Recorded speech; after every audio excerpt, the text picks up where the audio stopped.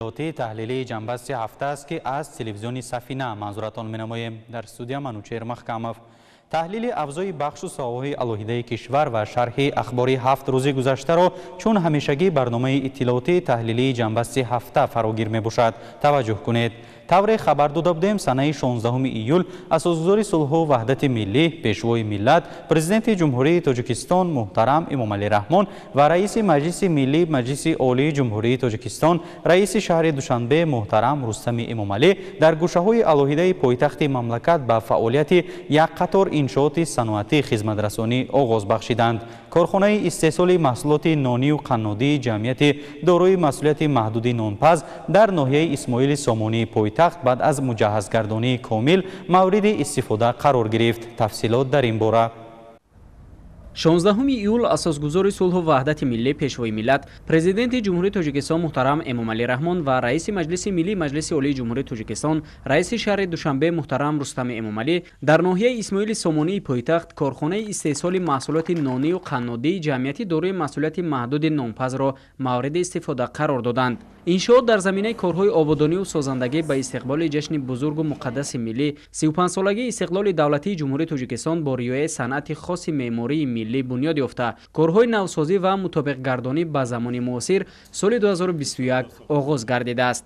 تأکید باید کرد که جمعیت دارای مسئولیت محدود نانپز از سالهای 30 قرن گذشته فعالیت داشت و با پیشرفت زمان و رشد جامعه تمام دستگاه و تجهیزات آن کارناشایم گردیده بود. با دستگیری و هدایت‌های سازنده رهبریت عالی سیاسی کشور انشاءات پورا نوسازی گردیده در آن تمام اینفراساختور برای استحصال محصولات نانی و قنادی مهیا گردیده است. امروز روز تاریخی و سرنوشت‌ساز گویم هم می‌شود چون که امروز باز یک کارخانه بزرگی صنعتی استحصالی با دستگیری های محترم پیشوای معظم ملت امامعلی رحمان افتتاح یافت. هدف اساسی کارخانه تامین نمودن شهروندان استعمال کنندگان با محصولات نانی و قنادی می باشد. کارخانه به همه شرایط های معاصر زمانوی مجهز گردانیده شده است. در کارخانه عین زمان دو سیخ وجود دارد، سیخ های نانپزی و سیخ های قنادی. کارخانه می تواند کودکستان ها، مکتب ها، تمام مغازه های شهر، مرکز های سودا را با محصولات نانی و قنادی تامین نماید. این زمان 80 نمودی محصولات های نانی و قنادی برای استعمال کنندگان پیشکش کرده می شود. با کارخانه کارمندان تجربه دار دعوت کرده شدند از جمله تکنولوژ های با تجربه. همزمان در کارخانه زنهای به کار جلب کرده شدند که معلومات کافی ندارند، هنرهای کافی ندارند و شخصانی که تجربه کافی دارند وظیفه‌دار کرده شدند که همه زنها کارمندان را با هنرها با مهنت‌های نانپزی و قنادی آموزانند. سرور دولت محترم امامعلی رحمان ضمن بازدید از شرایط فراهم گردیده و روند استحصالات به تشبثکاران جهت هماهنگی در عملی سازی هدفهای سازنده حکومت کشور اظهار منتداری کرده اقدام مذکور نمونه عالی دستگیری یافتن سیاست دولت و حکومت در سمت بنیادکاری و سازندگی ارزیابی نمودند. اطلاع داده شد که امروز در کارخانه نانپز بیش از 80 نمود محصولات نانی و قنادی از جمله نان، باتون، باگت، کلچه های قندین، تورت، کرواسان، شیرینی های ورقی و امثال اینها استحصال کرده می شود که با طعم های خاصت در بازار استعمالی خریداران خود را پیدا کرده است. اقتدار استحصالی در یک شبانه روز 40 تن محصولات نانی و 5 تن محصولات قنادی می باشد.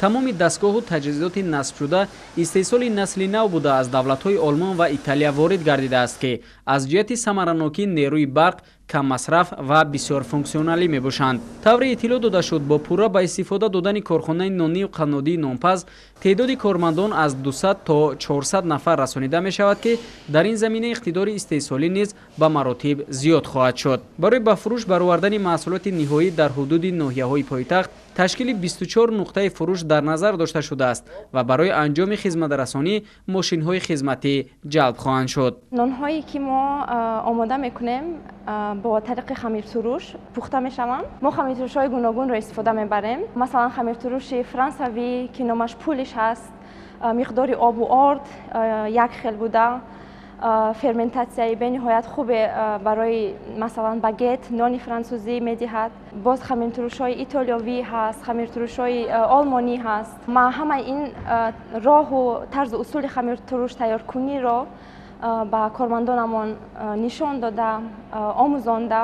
ман таҷрибаи 5-солаи олмонро дорам ва имрӯз ба ватани худ омада ин меҳр ба нон ва меҳр ба касби худро мехоҳам ки ба ҳамватанони худ муаррифӣ кунам, омӯзонам. яке аз бартарии корхонаи мо дар он аст ки мо нонҳои без глютен истеҳсол мекунем. одамоне ки аз глютен аллергия доранд, аз касалии целиакӣ ранҷ мебаранд, метавонанд ин нонҳои моро истеъмол намоянд. мавриди зикр аст ки намои зоҳирӣ бино бо усулҳои нави меъморӣ бунёд ва чароғон шудааст.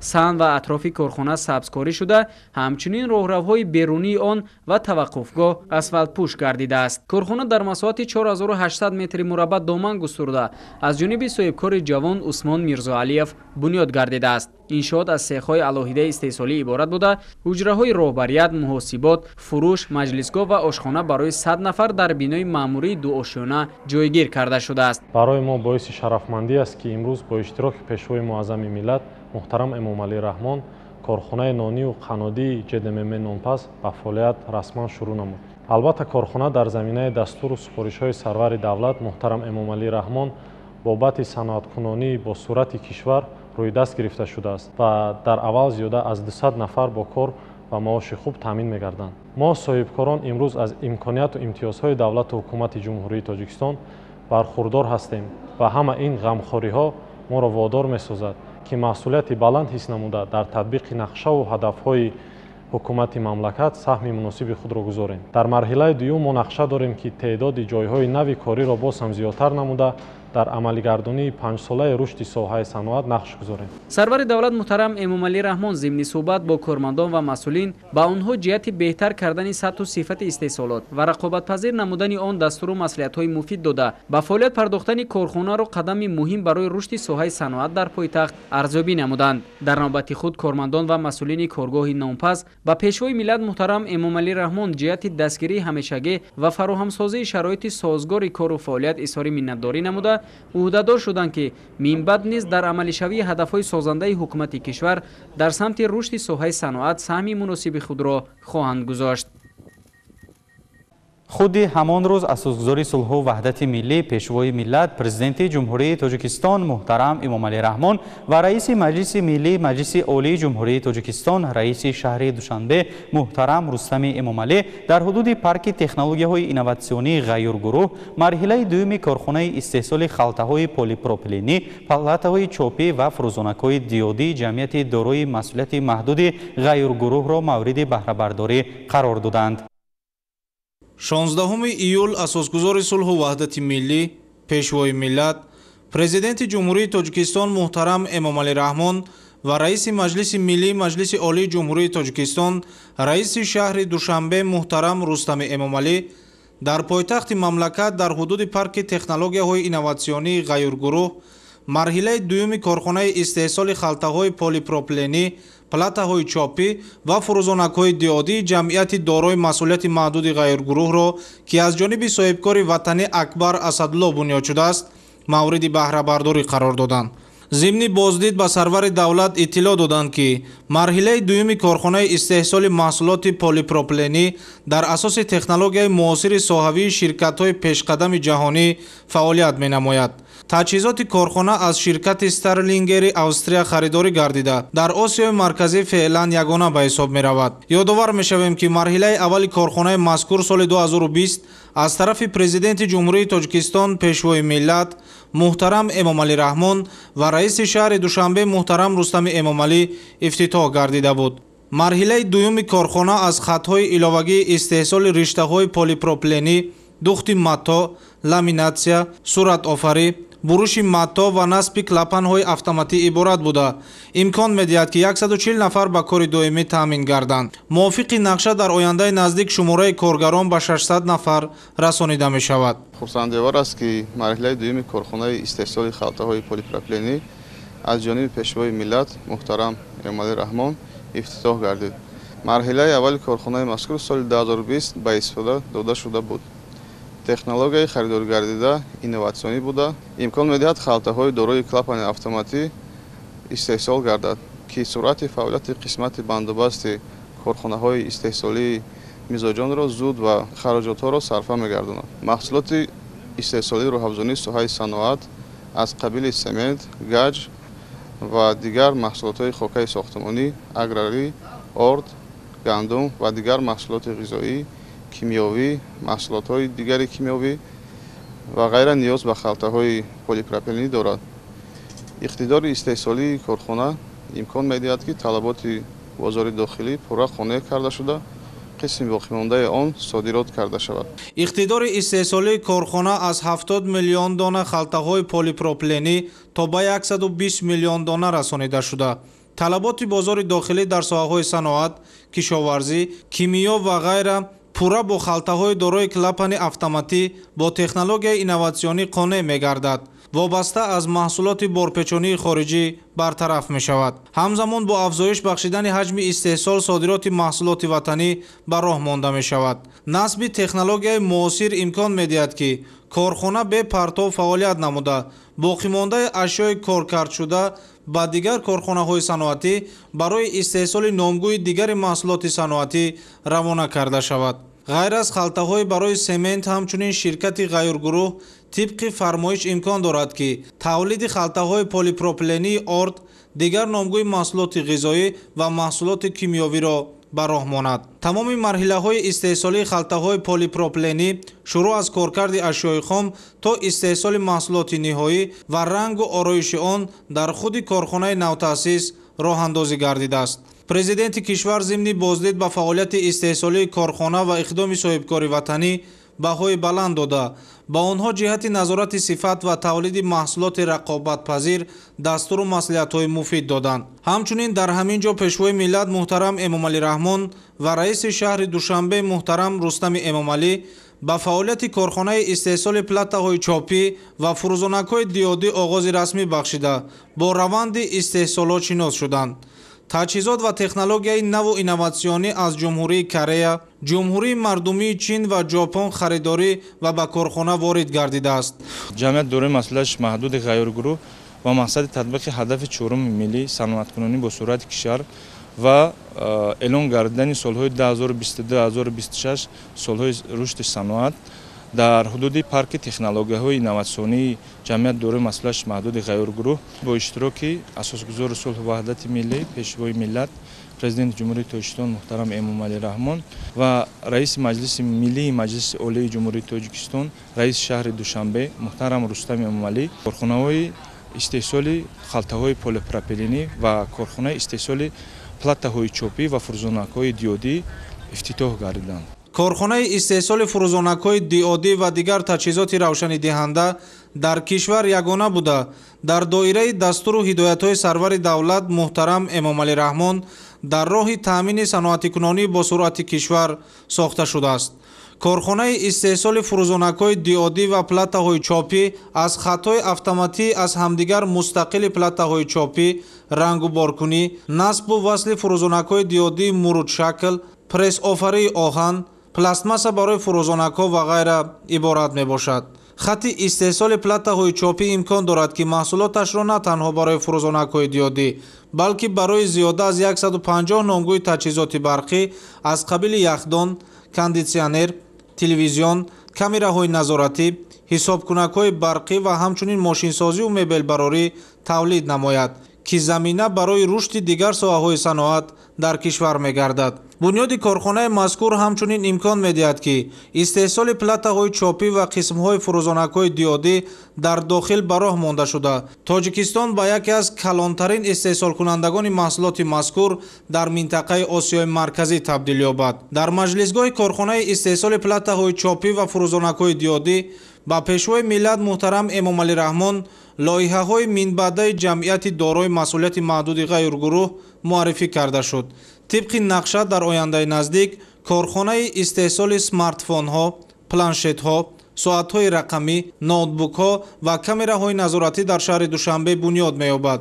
корхонаи мазкур аз пажӯҳишгоҳи тадқиқот ва рушд хаттҳои истеҳсоли қисмҳои металлӣ, пластикӣ, платаҳои чопӣ ва хатти васлу насб иборат мебошад. дар ҳамин ҷо пешвои миллат муҳтарам Эмомалӣ Раҳмон ва раиси шаҳри Душанбе муҳтарам Рустами Эмомалӣ аз намоиши маҳсулоти корхона дидан карданд. аз ҷумла семент, гаҷкартон, халтаҳои полипропленӣ, маҳсулоти гигиенаи шахсӣ ва ғайра ба намоиш гузошта шуд.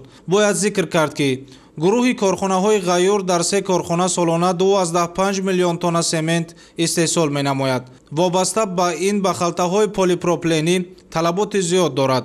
аз ин рӯ 80% халтаҳои истеҳсол гардидаи корхона барои қонеъсозии талаботи худи ширкат истифода мегардад ва 20% дигар ба коргоҳу корхонаҳои ватанӣ ва содирот ба дигар кишварҳо пешниҳод мешавад. сарвари давлат муҳтарам Эмомалӣ Раҳмон зимни суҳбат бо роҳбарияти ҷамъияти дорои масъулияти маҳдуди ғайргурӯҳ ҷиҳати истифодаи пурра аз иқтидорҳои мавҷуда дар ин самт ва таъсиси ҷойҳои нави корӣ барои шаҳрвандони кишвар дастуру маслиҳатҳои судманд доданд.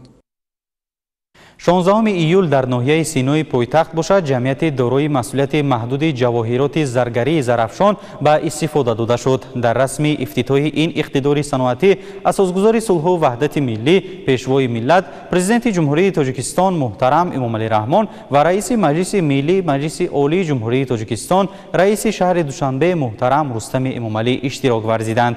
иттилоъ дода шуд ки иншооти нави истеҳсолӣ аз коргоҳҳои заргарӣ ва маркази фурӯши тилло иборат буда дар як сол иқтидор дорад то 1 тонна тиллоро кор кард намояд. 16 июл асосгузори сулҳу ваҳдати миллӣ, пешвои миллат, президенти ҷумҳурии Тоҷикистон муҳтарам Эмомалӣ Раҳмон ва раиси маҷлиси миллӣ, маҷлиси олии ҷумҳурии Тоҷикистон, раиси шаҳри Душанбе муҳтарам Рустами Эмомалӣ дар ноҳияи Синои пойтахт ҷамъияти дорои масъулияти маҳдуди ҷавоҳироти заргарии Зарафшонро ба истифода доданд.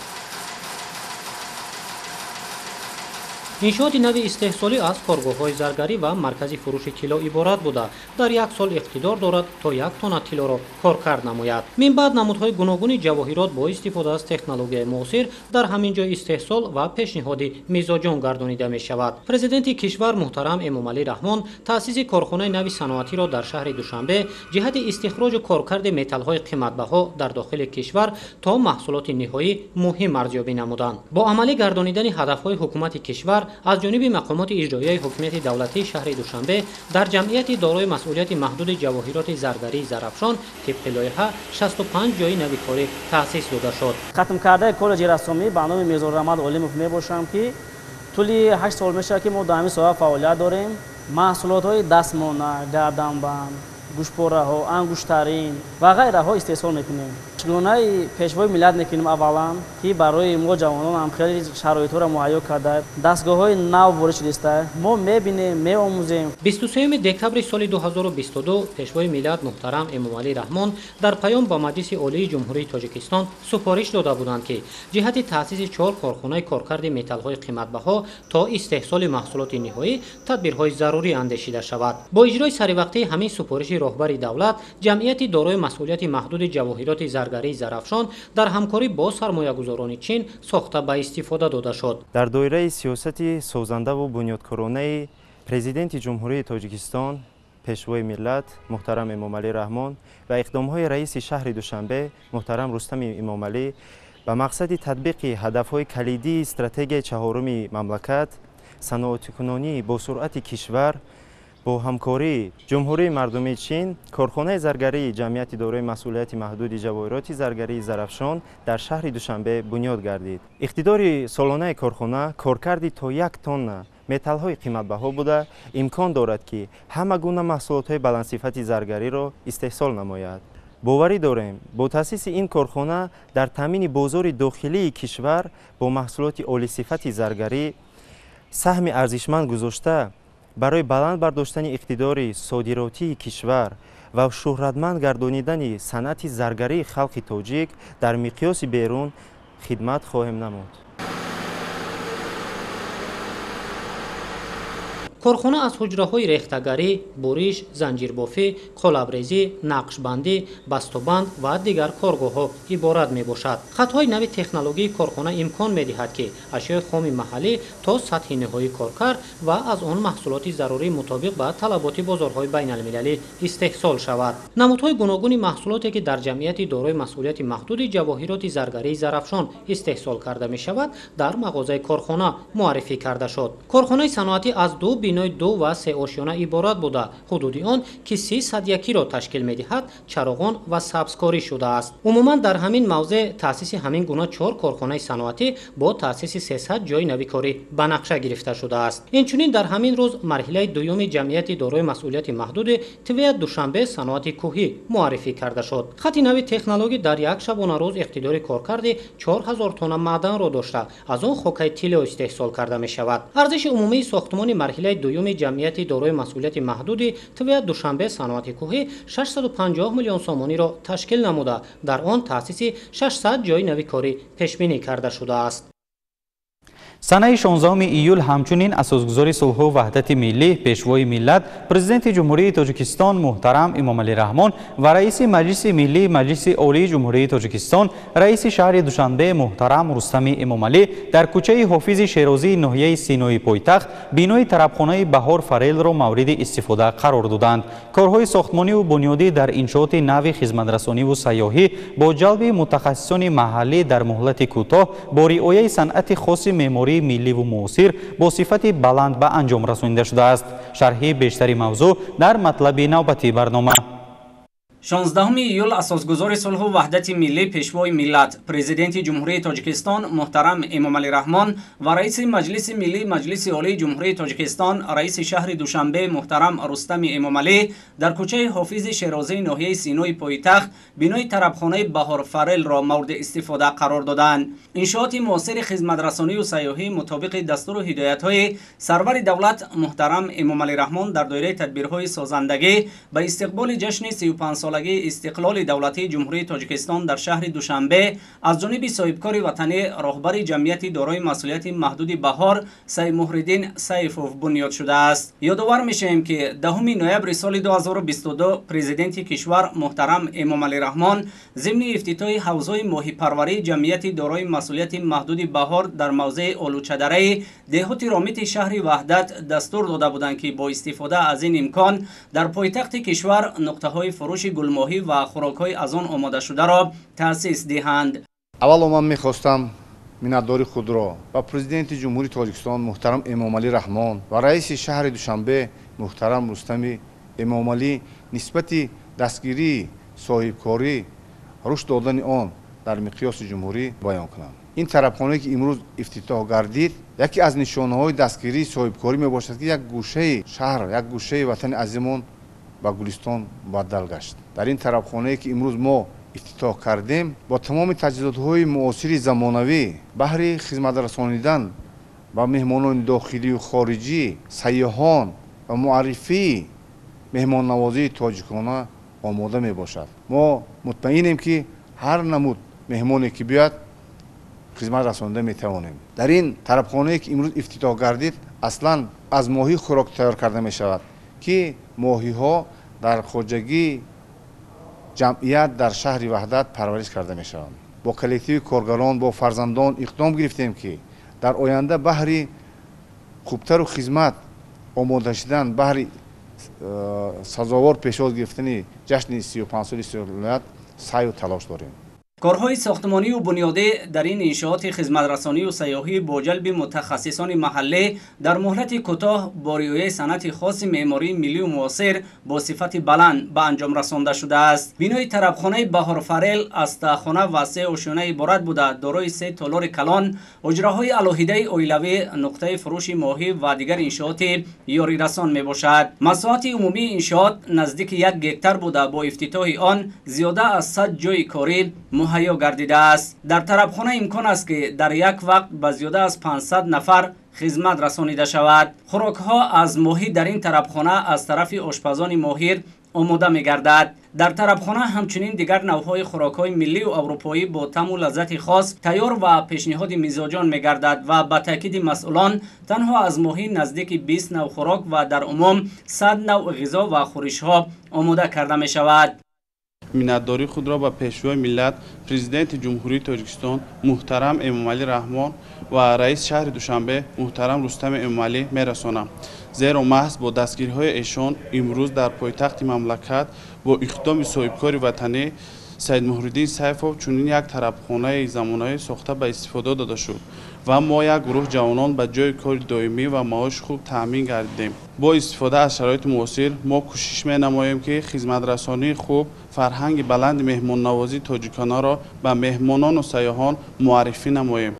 در نقطه فروش طربخانه ماهی زنده، دودپز، تخم ماهی، گوشت پرنده استحصال خودی و چاروا به فروش برآورده شده است. تاکید گردید که تاجیکستان با طبیعت بهشت‌آسای کوهسار، ترما و پریخ‌ها و رودهای شوخ سرداب امکان دارد که از جهت استحصال و صادرات گلماهی در جهان در جای اول قرار داشته باشد. طور اطلاع داده شد فعلا اقتدار استحصالی جمعیتی دارای مسئولیت محدود بهار در یک سال 200 تن گلماهی بوده. در 2 سال آینده در اساس دستور و هدایت‌های سرور دولت این نشان داد تا به 1000 تن رسانده خواهد شد.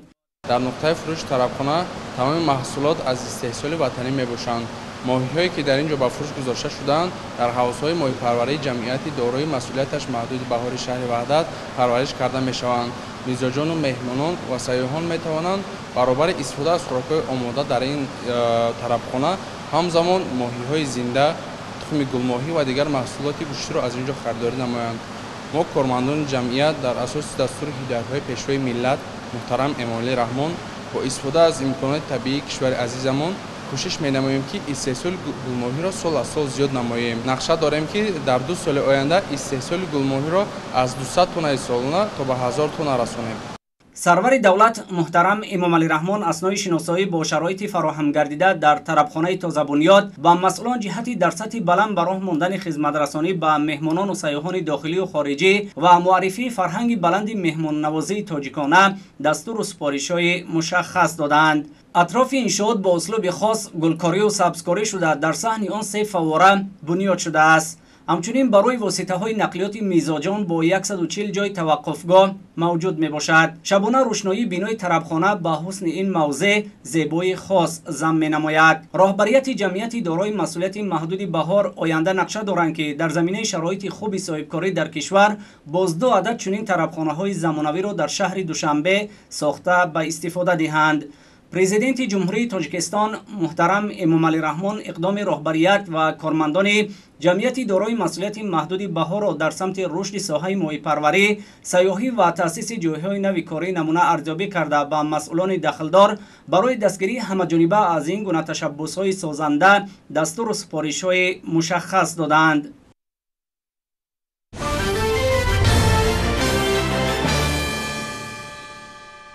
جهت تامین بازار استعمالی با محصولات خودی و پس نمودن نرخ و نوای مواد غذایی، دهقانان ناحیه دنغره امسال تصمیم گرفتند که استحصال کارتوشکا و پیاز را نسبت به سال گذشته یک چند مرتبه زیاد نمایند. در عموم با استفاده مقصدناک نعمت‌های طبیعی از جمله آب و زمین، کشاورزان تلاش دارند که سهم خود را در تامین امنیت عضوخواری بیشتر سازند. گزارش همکارمان صلاح‌الدین نعمتов در این موضوع. در جماعت دهات کورز ناحیه دنغره زیاده از 3000 گکتار زمین‌های کورم موجود بودند. آن را نزدیک 300 عدد خوجگی‌های دهقانی در سمت‌های گوناگون کشاورزی مورد استفاده قرار دادند. خوجگی دهقانی شریف ماه در دهات مذکور از خوجگی‌های اولوی پیشقدم به حساب رفته. سهمدارانش از 15 گکتار زمینی در اختیار داشتهشان در میدان 1 گکتار زمین کارتوشکا کشت کرده بودند. аҳли заҳмат амалҳои саривақтии парвариши зироатро анҷом дода имрӯз бо қаноатмандӣ ва ҷамъоварии ҳосил шурӯъ намуданд. маҳз натиҷаи заҳмати барзгарони ноҳия аст ки имрӯз бозору дуконҳои маҳаллӣ бо маҳсулоти тару тозаи ватанӣ таъмин гашта барои боло нарафтани нарху наво мусоидат мекунад. мо ин зироати картошкаро ҷамъ кардистем, ҳосилаш хуб аст. мо баъди бо ҷамъоварии картошка кишти такрорӣ мекунем ки дар ин заминҳо бо метонем ки ҷигорӣ, лӯбиёгӣ, донагӣ ҳамеёра кишт кунем. бо то тирамоҳра насиб боша бо кишти тирамоҳирам ҷамъ карда бигирем. шуғл ва даромади асосии оилаи мирзоевҳо маҳз аз деҳқонӣ аст. аз ин хотир замини хоҷагӣ самаранок истифода мегардад. дар 15 гектар замин дар баробари кишту парвариши пахтаи хурсифат, маҳсулоти аввалияи ғизоӣ ва полизию хӯроки чорво дар асоси тавсеяи олимони соҳа кишт гардидааст ки онҳо аз нашъунамои ин зироатҳо қаноатманд буда ҳосилу даромади хубро интизоранд. мо ҳами хоҷагӣ сатҳи зиндагии оилавиро хуб карда зироати будагимон айхудмон истифода мебарем. ягон зироат мо ай бозор намехарем. картошка, пиёз, донагӣ, ҳама аъзое ки дар ма кор мекунанд, оилави ай келинҳо, ай духтарҳо, ай бачаҳо, ай ҳами фарзандҳои худам кор мекунанд, дар ҳами истифода мебарем. боз зиёдтира ба бозор ҳам мебароранд. бо ба як ду ёрдамчие ки дар мо меояд кор мекунад, ба онҳо тақдим мекунем. кӯшиш мекунем ки порчаи замин бекор намонад. кишоварзони хоҷагии деҳқонӣ шарифмо дар асоси татбиқи барномаи давлатӣ дар самти рушди соҳаи боғу токпарварӣ дар атрофи замини дар ихтиёр дошта дарахтони меваҳои гуногун шинонидаанд ки аллакай ҳосилдеҳ гардиданд. лаблаби заминое ки зиёдтияи кишт карда намешавад, дарахт шинондем. дарахтҳои слева, зардолу, дарахтҳои мевадиҳанда шинондем ки мо ҳосили ҳамон дарахтҳои шинондаи худмон истифода мебарем. банка мекунем, захира мекунем ки бо дар зимистон ҳосили гирифтаи худ истифода барем. бо назардошти мусоид будани ҷойгиршавии хоҷагӣ, аҳли заҳмат ба соҳаи чорводорӣ ва занбури асалпарварӣ низ таваҷҷӯҳи хоса зоҳир карда, дар ин самт ҳам сол ба сол нишондиҳандаҳои истеҳсолиро зиёд менамоянд. абдураҳмон файзуллоев, сокини деҳоти мазкур, имсол бори аввал аст ки дар хоҷагии навтаъсисаш кишту парвариши маҳсулоти кишоварзиро ба роҳ мондааст. ӯ аз истифодаи самараноки замини назди ва даромади хуб ҳавасманд гардида дар 2 гектар замин хоҷагии оилавӣ ташкил намуд. аз замини дар ихтиёр дошта дар масоҳати 1/2 гектар замин пиёз кишт намуда буд ки имрӯз бо аҳли оила ба ҷамъоварии ин маҳсулот машғуланд. мо соли гузашта ҳами деҳқонӣ кардем, дар назди ҳавлигимон ҳосили нағз гирифта будем. имсол тасмим гирифтем ки на дар масоҳати замини зиёдтарак мо ҳамин корро бикунем. на бо ҳамсояҳо омада ёрдам мекунанд. мисол ба ивази коршон бо ҳамун пиёз гирифта мебаранд, ягон меҳнат кунанд, ёрдам кунанд. на пиёзай картошкаи мора ёрдам мекунанд, мечинанд, хушова мекунанд, чобиқ мекунанд. дар ивази коршон ҳам маҳсулот гирифта мебаранд, зиндагишона пеш мебаранд. бо мо зиёдтиша мо ба бозорҳои ҳами дохилӣ бироварда савдо мекунем. мисол ҳосили мо ина нағз шида, мисол фаровонии ҳосил ҳамин нархи бозорро арзон мекунад. пиёза бигирем бо ҷош да помидор мекунем, гулкара мекунем, ҷигорӣ, ҷорубӣ, бо дигар зироатҳо кишт мекунем. аҳли заҳмати ноҳияи Данғара ҷиҳати дар амал татбиқ намудани дастуру супоришҳои роҳбарияти олии кишвар бобати истифодаи босамари заминҳои киштшаванда талош намуда азм доранд ки бо ба даст овардани ҳосили фаровони маҳсулот дар таъмини фаровонии бозор ҳиссаи муносиби худро гузоранд. дастгириҳои пайвастаи ҳукумати ҷумҳурии тоҷикистон ва талоши хоҷагидорон инчунин татбиқи самараноки барномаҳои соҳавӣ имкон фароҳам овард ки дар мамлакат замин мақсаднок истифода карда шавад. ин раванд ҷиҳати таъмини амнияти озуқаворӣ низ заминаи мусоид фароҳам сохт. ҷузъиёти бештари мавзӯъ дар гузориши ҳамкоронамон Бахтиёр Қодирзода ва Манижа Ёдгорова аз ноҳияи Шаҳри Нав. استفاده ثمرناک زمین از جانب مسئولان خواجگی‌های خرد و بزرگ ناحیه شهر نو در سطح بلند براه مانده شده است. امروزها در خواجگی‌های ناحیه جمع‌آوری کارتوشکا و پیاز جریان دارد. سال روان خواجگیداران حاصل خوبی کارتوشکا و پیاز را با استفاده از تخم‌های خوش‌صفت و تکنولوژی معاصر به دست آوردند. در برابر دیگر خواجگیداران مسئولان خواجگی دهقانی کامران آزاد نیز با وارد نمودن تخم خوش‌صفت در میدان 4 گکتار کشت کارتوشکا و 4 گکتار پیاز براه مانده بودند که امروز آن جمع‌آوری کرده شد. امروزها طبق دورنمای کشت زراعت‌های کشاورزی که ما در میدان 8062 گکتار کشت زراعت‌های کشاورزی کردیم، امروز الکی بعد در برابر جمع‌آوری غله‌دانگی‌ها در سمت سبزوات 250 گکتار نقشه کارتوشکا داشتیم که ما 260 گکتار کارتوشکا کش کردیم و از جمله کشتی پیاز در میدان 200 گکتار داشتیم، 206 گکتار کشتی پیاز رو براه ماندیم. امروز از آمد فصل سال خودش معلوم است که این سال بسیار مناسب برای کشاورزی اومد. سالی عموما گوییم که سالی کشاورزی اومد. در نقشه دورنمای اجرای پیاز به هر یک گکتار به حساب میانه 700-800 سنر ما قریب که پیاز جمع آوری کرده شدیم. کارتوشکا هم این سال بنابر سبب پس آمدن سالکین آمدن باد و هوا چکلی که میبینید حاصل کارتوشکا هم بسیار یک خوب برآمده مانده شده است که امروز قریب به حساب میانه 230-250 سنر هر یک گکتار کارتوشکا جمع آوری کرده شدیم. مورد به ذکر است که کارتوشکا برای تامین امنیت غذاخوری مملکت نقش مهم داشته. خواجگیداران نیز در این سمت هوسمند میباشند. استفاده ثمرناک زمین و گرفتن چند حاصل از یک قطعه باعث غنی گردیدن بازار استعمالی و همیشه دسترس بودن محصولات کشاورزی میگردد.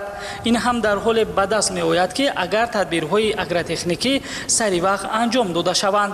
در برابر امروز جمع‌آوری محصولات کشاورزی ناحیه شهر نو در میدان 1800 گکتار زمین باغ ها موجود است. از همین 531 گکتار زمین های گیلوس و 361 گکتار باشد باغ های آلو در ناحیه ما موجود است که با امروز قریب 400 تن 500 تن ما آلو و قریب 1400 تن گیلوس صادرات کردیم. امروز من خواجگی محاضر در خواجگی اتحادیه استحصالی شهر نو ما قرار داریم. در این خواجگی 35 گکتار باغ آلو موجود است. خواجگیداران جمعیت دارای مسئولیت محدود اتحادیه استحصالی اگروصنعتی ناحیه شهر نو در میدان 35 گکتار درختان میوه دهنده آلو پرورش نموده ایستادند که حالا میوه‌های خوش‌صفت آن در حال چیندن قرار دارد. با مقصد رشد ساحه باغداری طی سالهای اخیر در مملکت یک قطار برنامه‌های دولتی عاید به رشد ساحه راه اندازی گشته بنیاد میدان باغ و تاکزار به مراتب زیاد می‌گردد و نشاندهنده‌های صادراتی میوه‌جات نیز سال تا سال بالا می‌رود. دهقانان جماعت دهات باغستان ناحیه شهر نو در بنیاد باغ و تاکزار نمونوی و دارای حاصل بلند سهم ارزنده دارند، زیرا قبل از بنیاد باغ و تاکزار دهقانان با انتخاب نهال درختان میوه دهنده خوش‌صفت و بازارگیر اهمیت خاص ظاهر می‌نمایند. مخصوصا دهقانان این منطقه در سمت پرورش باغ آلو تجربه بسیار ساله دارند و محصول مهنتشان خریداران خود را دارد.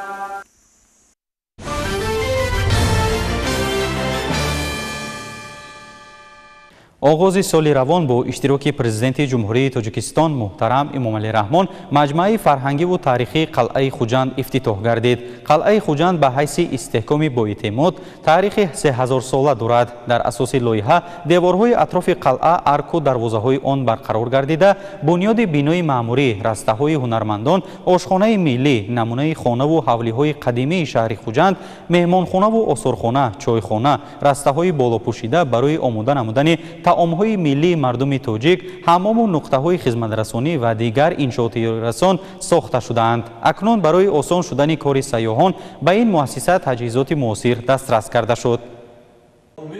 дар осорхонаи таърихии вилояти суғд барои меҳмонони дохил ва хориҷи кишвар як падидаи муҳим навоварӣ ба вуқӯъ пайваст. дастрас гардидани таҷҳизоти замонавии аудиошунавоӣ дар доираи татбиқи лоиҳа роҳи нави шиносоӣ бо мавзеъҳои нотакрори таъриху фарҳанги қадимаи миллатро боз намуд. дар маросими тантанавии супоридани таҷҳизот роҳбари дафтари швейтсария ба ҳамкорӣ дар тоҷикистон хонума Саломеш Тайб, директори осорхонаи миллӣ Зафаршоҳ Иброҳимзода, ҳамчунин намояндагони мақомоти иҷроии ҳокимияти давлатии вилоят ва васоити ахбори омма ширкат варзиданд. қайд гардид, ки ин иқдоми нек дар вусъат бахшидани раванди техникаву технологиякунонӣ, рушди инноватсия, беҳтар намудани сифати хизматрасонӣ ба меҳмонону сайёҳон нақши муҳим дорад. акнун меҳмонони чӣ дохил ва чӣ хориҷи кишвар зимни боздид аз муассисаи давлатии маҷмӯаи таърихию фарҳангии қалъаи Хуҷанд бо истифодаи таҷҳизоти наву замонавӣ метавонанд аз таърих ва мероси фарҳанги миллӣ дар як вақт бинанд, шунаванд ва огаҳӣ пайдо намоянд.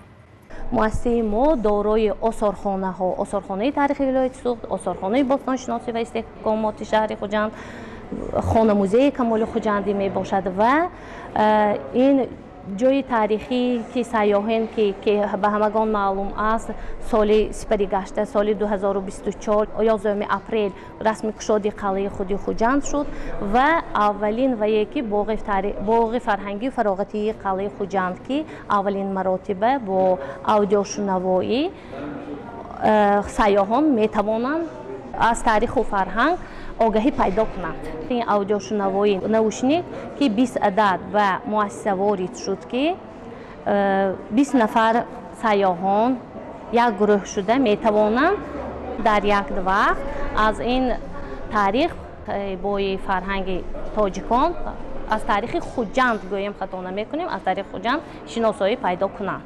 гуфтам ба маврид аст ки навоварӣ дар осорхонаи таърихии вилояти суғд дар соҳаи таърих ва фарҳанг бори аввал буда барои наслҳои оянда дар шинохти мероси бою ғании аҷдодон тавассути таҷҳизоти ҷадид саҳми арзанда хоҳад гузошт. мақсади асосии татбиқи микролоиҳаи иҷтимоӣ дар муаррифӣ намудани таърихи мероси кӯҳанбунёди халқи тоҷик ба меҳмонону сайёҳони дохиливу хориҷӣ зоҳир мегардад.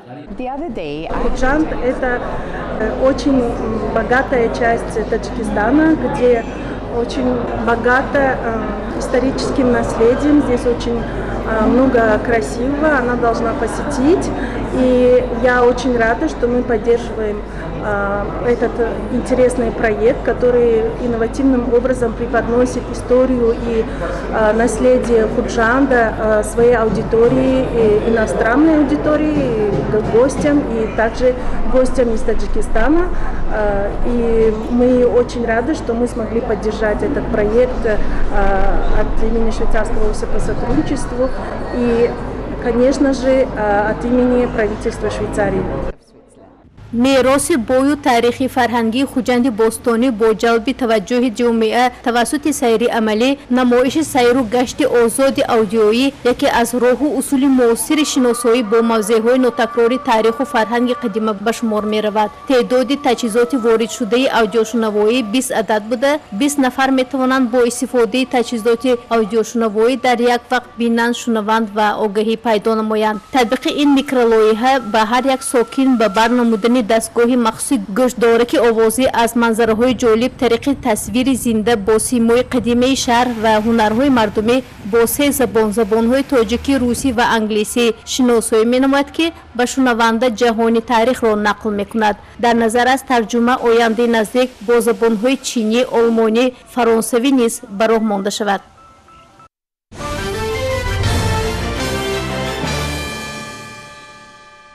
бинандагони гиромӣ, ин буд хабару воқеиёти 7 рӯзи гузашта ки мо онро тавассути барномаи иттилоотии таҳлилии ҷанбасти ҳафта манзуратон намудем.